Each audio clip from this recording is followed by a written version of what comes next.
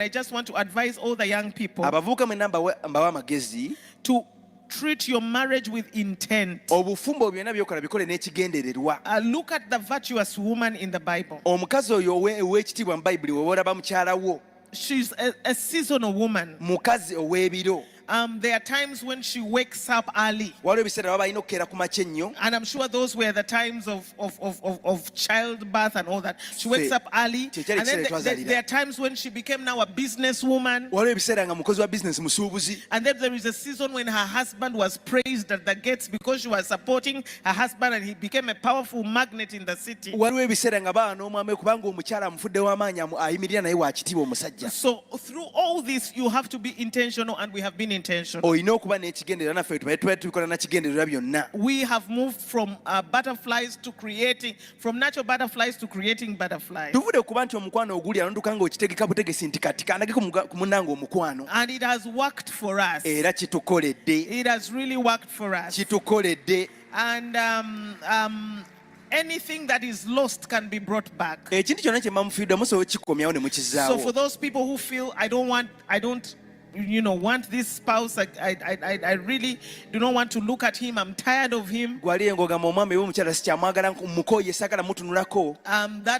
Those moments can be recreated. And especially remembering what you have been through together.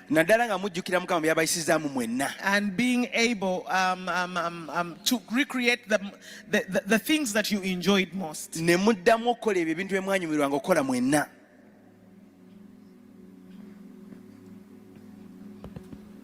Well, somebody clap your hands to Jesus. I think you have nailed it on the head.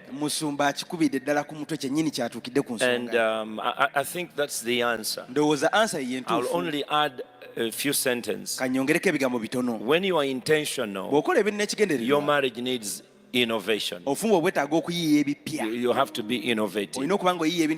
You have to each one of you at any given time based on your giftings. Because remember, we don't marry the same, you marry the opposite. That's why marriage is not for the same sex. It's the opposite. You marry opposite. Someone who has giftings completely different from yours. Let me just give an example. When I saw Pastor Jessica, I was single. I had a largest choir of single. I had the church was full of single people. When you're a single pastor, you attract more single people around you.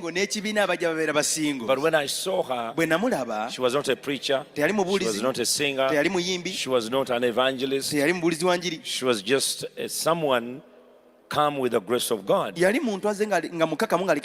yet I could see someone who will be with me and do the ministry and touch nations and be able to glorify God.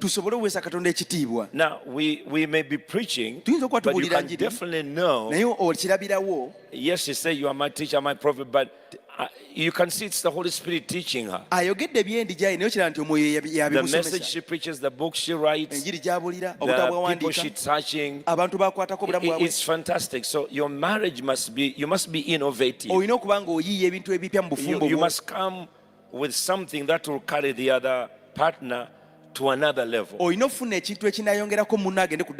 We've just been preaching in Germany. Before we finished here, we were involved in different meetings. We hosted Ben here, we were so exhausted. Then we found ourselves that now we have to go to Germany. Preach, minister to the people. When I came back, I had to go to Kabura to preach. You see, that becomes your life. You're tired. You're moving in, coming back. Moving in, coming back. So you may even forget a day like this. Not because you didn't care, but chances are that because you are too tired. And this is what happened to so many young couples that are coming up. Because both of them may be working, they may be professional, and then what they find is that they are no longer finding time with each other. And because this one is working, the job is demanding. And also, because when you're not innovative, for example, may I say this? And because all our lives have been in public, anyway, I better even talk about this. When we got married, my life was surrounded with masses of people. The ministry was a chigo. We had all walks of life. She was the center of attention in her family. She's the only girl in her family. And you know the relations between a father and daughters. And we were even talking about it because we took our daughters to the crusade in Germany. And you could see what they were looking out. They always look out for dad. They always look at things. He hasn't eaten. He hasn't done this. What's happening? And Robert always looks about his mom. Is mom back? Is she okay? But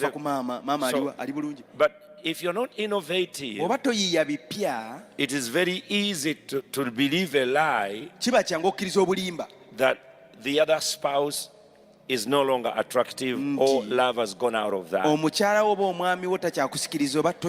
could go preach for 3 months and then I come back and she has already cooked a whole buffet for me only.